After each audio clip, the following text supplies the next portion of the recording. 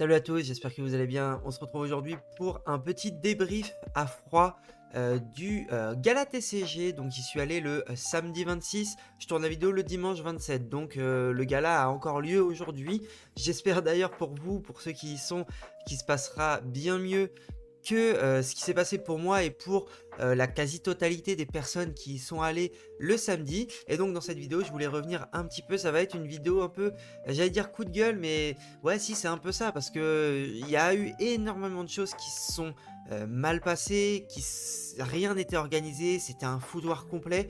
Et honnêtement, pour une 4ème édition et pour un TCG, enfin un univers TCG, et a fortiori du coup Pokémon, parce que 90% du gala c'était du Pokémon, 90% peut-être que j'abuse, mais au moins 80% c'était du Pokémon. Bah en fait pour une on va dire une globalité qui essaye de se professionnaliser, de montrer les bons aspects, de montrer les bonnes pratiques, de comment on traite une société autour du jeu de cartes à collectionner, à jouer et à collectionner.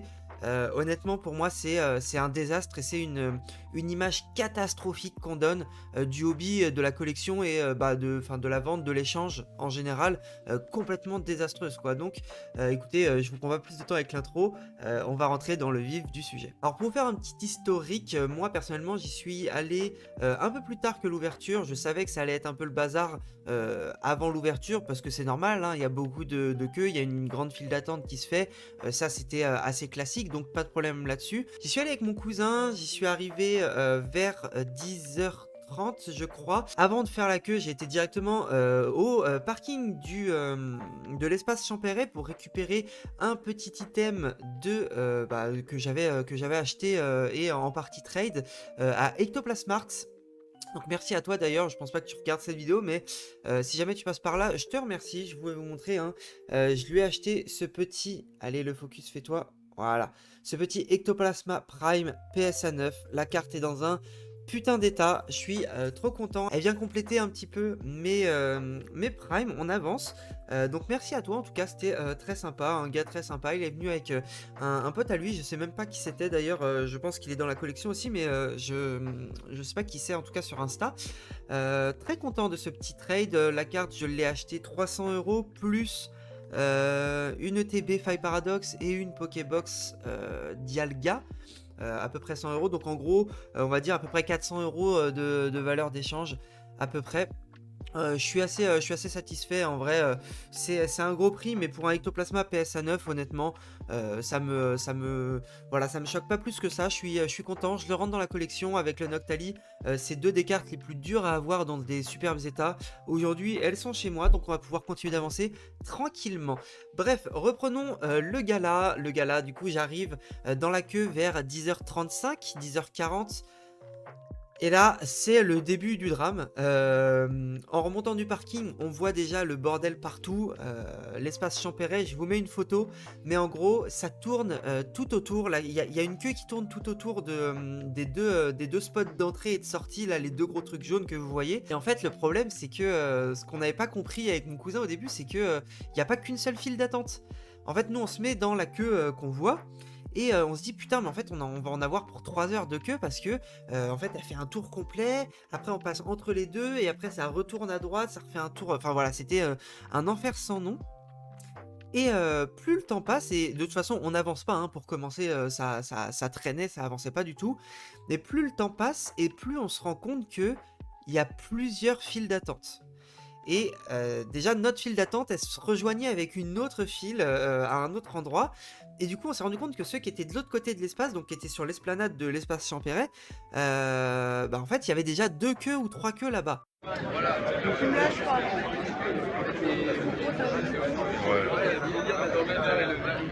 Et après bah, je vous montre une photo, mais les queues se sont vite transformées en amas de gens où il n'y avait plus aucune file d'attente, mais c'est juste un gros bordel partout. Moi, je devais même en boire une deuxième dans l'instant. Donc voilà, c'était pas spécialement très bien organisé. Je pense que c'était d'ailleurs même pas organisé du tout. Pour revenir un petit peu sur les événements passés, il y a des personnes qui sont arrivées vers 6h, 6h30, qui étaient dans les premiers du coup à faire la queue en haut devant les portes de l'espace Champéret. Et à 9h40, on apprend que des gens sont déjà rentrés en passant par les parkings. Parce qu'on a un accès des parkings directement au sous-sol, enfin à l'espace Champéret, en bas de l'espace Champéret.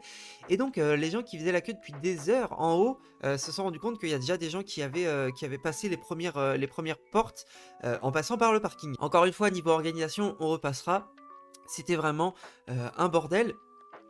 Et donc voilà, ça c'est le premier sujet. Donc les personnes qui sont arrivées 3 heures en avance se sont fait carrément niquer hein, là-dessus.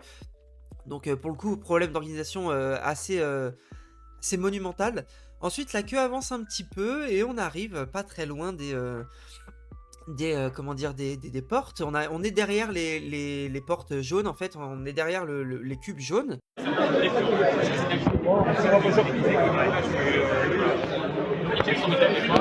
À un passage piéton.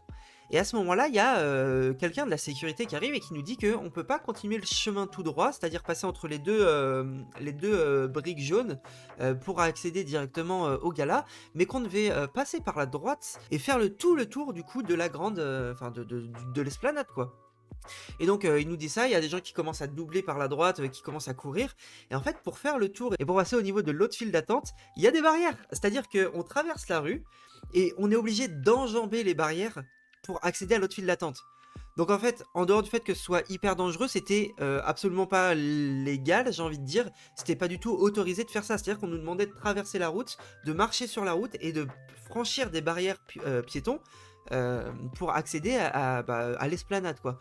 Donc c'était vraiment inconscient. Je sais pas comment ça se fait que ça, c'est pas professionnel quoi. Je me demande est-ce que c'était vraiment des gars professionnels qui s'occupaient de la sécurité parce que c'était ridicule. Donc on n'a pas fait ça. Du coup on a traversé, on est allé quand même en face. Le gars nous a rien dit après ça, on a pu rentrer tranquillement. D'ailleurs, je pense qu'on a économisé beaucoup de temps. Les personnes qui nous sont passées devant en courant et en escaladant les barrières, elles ont dû se taper encore une heure et demie de queue, je pense. Donc là-dessus, on a eu pas mal de chance en réalité. Je pense que c'est le seul événement positif qu'il y a eu dans la journée, parce que quand vous allez voir la suite, enfin bref. Et donc voilà, donc on fait la queue, on rentre tranquillement. Il y a Mr Fuji, donc Nasser qui est dehors, qui s'occupe un petit peu des gens. Je crois qu'il est allé chercher des enfants pour les faire passer. Ça, il n'y a pas de souci. Moi, genre, j'accepte complètement. C'est pas c'est un non débat pour moi, ce sujet-là. Ils étaient débordés, hein. La réalité, c'est que je pense que on était beaucoup trop nombreux pour l'espace global. L'organisation n'était pas prête pour gérer un tel afflux de personnes. Et un des gros problèmes aussi, c'est que malgré le fait qu'on soit extrêmement nombreux, il y avait des guichets à l'intérieur. C'est-à-dire que si tu n'avais pas de place, tu peux y aller et tu pouvais acheter ton billet directement sur place.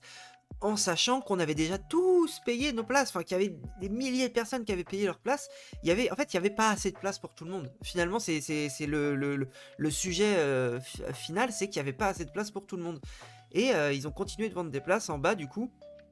C'est ce qui fait que il y avait, en fait, pourquoi, à quoi, bon, quel était l'intérêt de vendre des places alors que l'espace était déjà surchargé. Enfin voilà, moi je comprends pas trop ça. Enfin bref, on rentre. On arrive en bas, il y a encore la queue. Il y a pas mal de spots pour de vigiles, de gens qui fouillent les sacs ou autres. D'ailleurs, autre anecdote assez marrante, hein, et celle-là c'est c'est Julot qui me l'a raconté. Julot que j'ai croisé aussi également pour la remise de cette petite display One Piece, les nouveaux empereurs. Merci à toi. Je t'ai fait galérer d'ailleurs en plus, hein, je suis désolé, mais très cool. De toute façon, je vais vous dire pourquoi.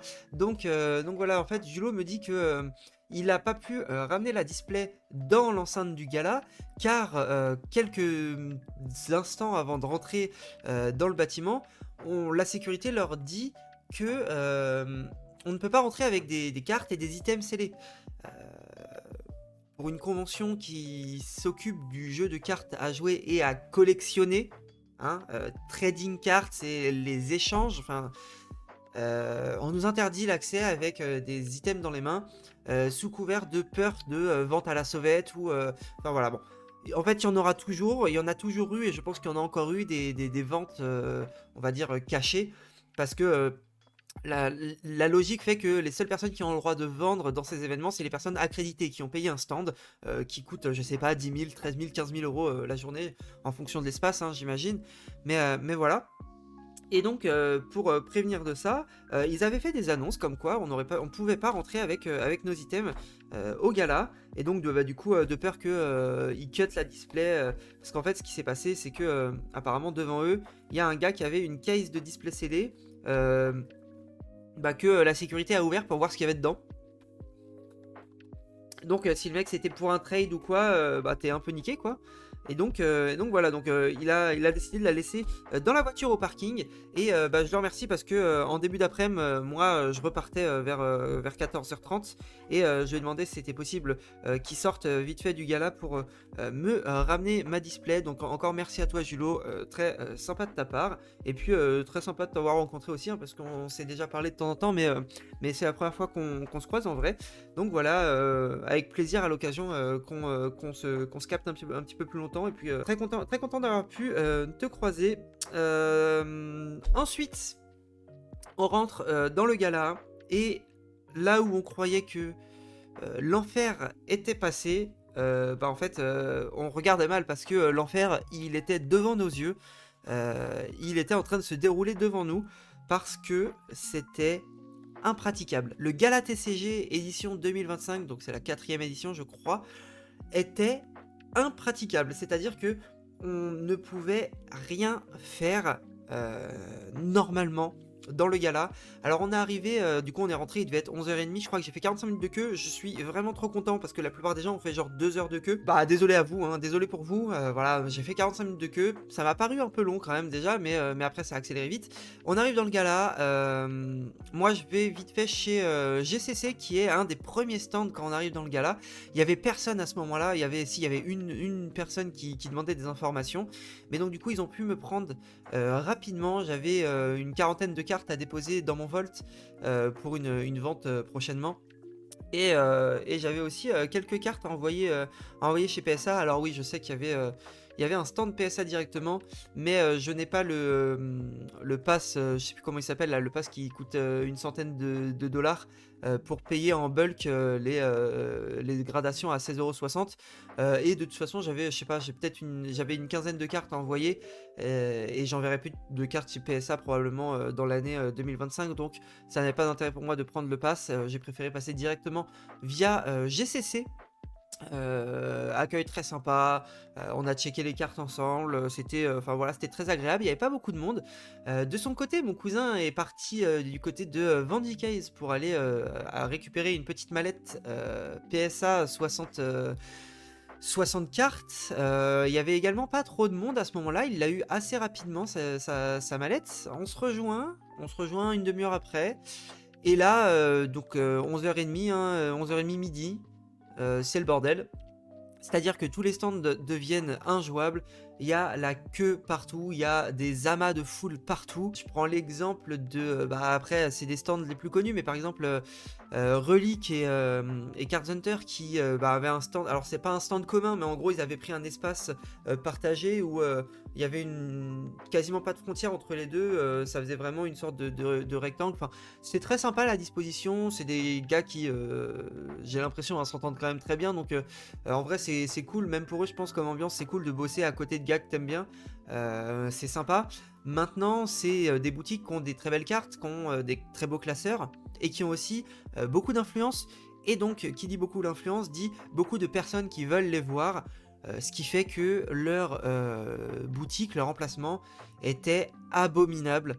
Pour voir la moindre carte, il fallait attendre 10 minutes. Les gens se poussaient. C'était vraiment pas agréable. J'ai même pas apprécié, j'ai même pas voulu regarder ce qu'il y avait sur leur stand parce que c'était un bordel. En fait, c'était vraiment pas agréable. Je rappelle qu'on a quand même payé 25 €. Hein. Le billet d'entrée, c'est 25 € par personne pour le nombre de personnes qu'il y avait. Je sais pas. En fait, l'accueil la qualité de l'accueil était vraiment absente, quoi. Il y avait aucun respect des visiteurs, des potentiels acheteurs, du coup. Hein. bizarre. Enfin, voilà, je trouvais ça trop bizarre. Pareil, le stand de Price Pokémon, j'avais trop envie d'y aller parce que c'est un gars qui exposait énormément de classeurs. Donc il y avait quand même de la carte gradée, mais c'était essentiellement du classeur qu'il y avait avec des très bons états. Hein. C'était pas des états forcément classeurs tout le temps. Il y avait pas mal de Nirmint il y avait du Nirmint aussi. Il y avait plein de reverse du Block X. Enfin voilà, c'était incroyable. Sauf que le problème des classeurs, c'est que quand t'as quelqu'un qui se met sur un classeur, il va le feuilleter pendant une demi-heure. Donc tu as 5 classeurs qui sont exposés sur le stand. Tu vas avoir une vingtaine de personnes agglutinées autour de ces classeurs et elles vont y rester pendant une demi-heure. Et donc en fait, toi, si tu pousses pas, en fait finalement, bah, tu vas devoir attendre 40 minutes derrière des mecs pour pouvoir regarder le classeur. Et voilà, donc je critique pas les gens qui regardent le classeur, hein. C'est normal que tu passes du temps en regardant un classeur quand ça t'intéresse. Tu vois une reverse de Ex-Deoxys, bah tu vas la sortir, tu vas regarder l'état pour savoir si tu l'achètes ou pas. Donc c'est normal en fait que tu passes du temps sur ce stand.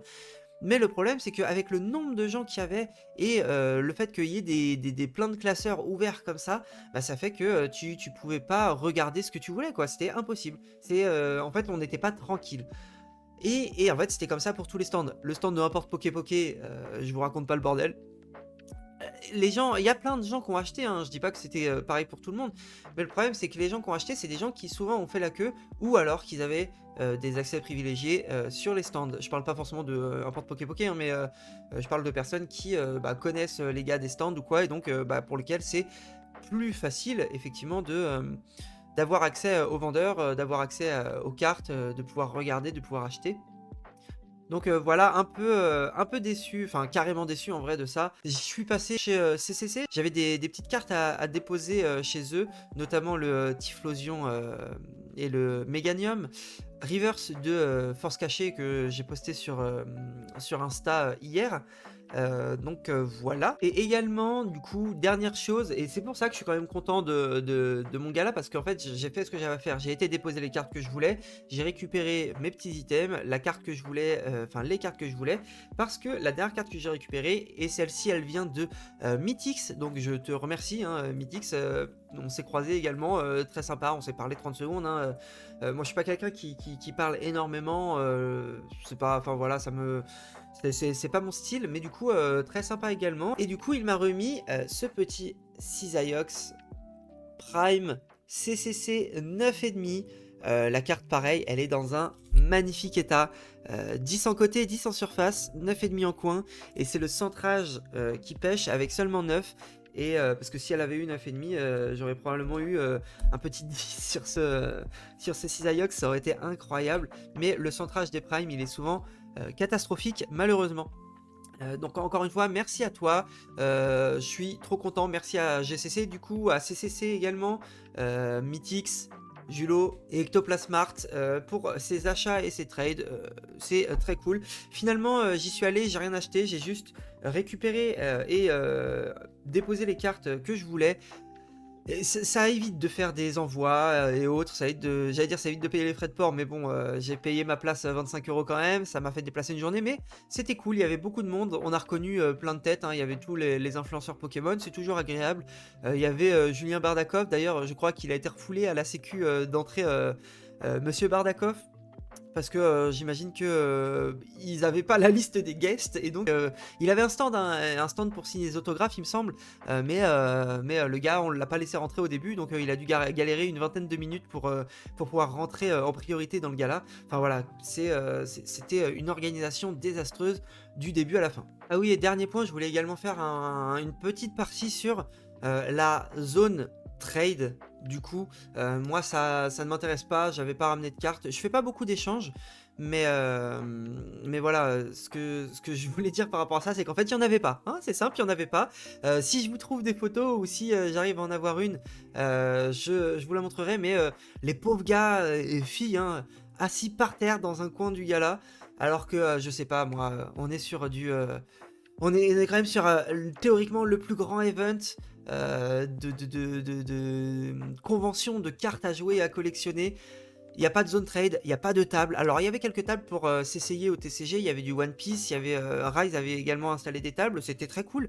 Rise d'ailleurs, peut-être que je vais commencer à m'y mettre parce que je regarde les cartes qui sont sorties et honnêtement, je trouve que la qualité des dessins, la qualité d'impression également est incroyable. Donc voilà, ça m'intéresse grandement et peut-être que je mettrai quelques thunes dedans pour faire une ouverture, voir à quoi ça ressemble, parce que j'ai bien aimé ce que j'ai vu. Voilà. Mais du coup, ouais, pour revenir sur la zone trade, les personnes étaient assises par terre avec leur classeur. Enfin, c'était ridicule. Je sais pas comment ça se fait que ça peut être aussi mal, aussi peu organisé. Enfin, c'était vraiment ridicule. Et donc voilà, le seul truc qui était cool, c'est qu'on avait accès au dehors. Et donc, bah, il y a des gens qui se retrouvaient dehors pour manger ou pour, comment dire, pour s'échanger ou pour ouvrir des cartes.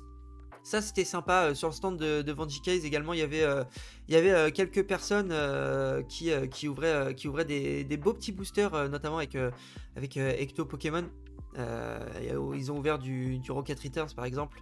Je crois qu'ils ont ouvert du ADL, ils ont ouvert quelques autres boosters assez sympathiques. Donc ça, c'est quand même un moment de partage qui est agréable, hein, quand on a des ouvertures comme ça. Ça fait plaisir et ça montre que en fait, la communauté Pokémon, malgré les dramas qu'il peut y avoir, malgré tous les sujets de Discord, tout ça, en fait, c'est quand même une communauté qui est assez soudée quand on est sur des vrais events, qui est assez... Enfin, voilà, il n'y a pas eu de bagarre. D'ailleurs, je suis même pas sûr que le samedi, il y a eu des vols. En tout cas, on n'en a pas entendu parler, je crois. J'ai pas vu de story pour dire que quelqu'un s'était fait voler tel ou tel truc. Euh, Si, quand on est rentré dans le gala, au bout de 5 minutes, on a une annonce à l'accueil qui nous dit la maman avec son enfant est priée de ramener le classeur noir. C'est tout ce qu'on entend. Si vous étiez là à ce moment-là, je pense que vous l'avez entendu aussi. Finalement, malgré toutes les discords entre tous les collectionneurs qu'il peut y avoir, il faut que vous sachiez qu'on était tous unis ce jour-là pour dire que l'organisation du TCG, du Gala TCG pardon, 2025, donc l'édition 4, était désastreuse et qu'il va falloir qu'ils présentent des excuses publiques, je pense, s'ils veulent que des gens continuent de croire en leur événement, parce que honnêtement c'est scandaleux ce qui s'est passé. Et bah, j'ai juste envie de vous dire, retrouvons-nous très probablement au royaume du TCG 2, organisé par David Lafarge. Pas que, hein, d'ailleurs, je pense que c'est pas lui qui organise la plupart des choses parce que il faut être professionnel, hein, dans l'organisation d'événements. Donc, il a su s'entourer d'une bonne équipe qui fait ça. On peut penser ce qu'on veut de David, que vous l'aimiez, que vous l'aimiez pas. Le royaume, j'y étais pas, le royaume 1, mais de tous les échos qu'on avait, c'était un événement de fou. Nul doute que le Royaume 2 sera encore plus grandiose. D'ailleurs, David a commencé à faire sa pub sur le Royaume 2 hier pendant l'event du gala. En vrai, c'est marrant. Voilà, quand on voit ça de l'extérieur, il profite du momentum d'un événement pour caler ses infos, ses annonces sur son événement à lui. On va dire que c'est bon jeu, voilà. De toute façon, si le gala avait fait les choses correctement, il n'y aurait pas eu de problème. Vu comment ça s'est déroulé, je pense honnêtement que David a les cartes en main pour créer un événement hors norme et pour, on va dire, fidéliser à 100% les gens pour son événement, contrairement au gala qui a fait énormément de déçus. Écoutez, c'est tout pour moi. J'espère que cette vidéo vous aura plu. Elle est un petit peu plus longue que prévu, dure 22, à peu près une vingtaine de minutes, quoi. Mais bon, c'est comme ça. J'espère qu'elle vous aura plu quand même. Si jamais c'est le cas, n'hésitez pas à liker la vidéo. N'hésitez pas également à vous abonner. Je remercie aussi les personnes qui m'ont partagé des petites photos, des petites vidéos que je vous ai affichées, hein. Ça permet de nourrir la vidéo, ça permet on va dire de mettre en image ce que je vous disais, ce que je vous explique. Et donc voilà, je vous remercie également tous. Je vous remercierai dans les commentaires. De toute façon, voilà, merci à tout le monde d'avoir regardé cette vidéo. Je vous souhaite une très bonne fin de journée, une très bonne semaine en fonction de quand vous regardez. Et puis je vous dis à plus pour une prochaine vidéo. Ciao.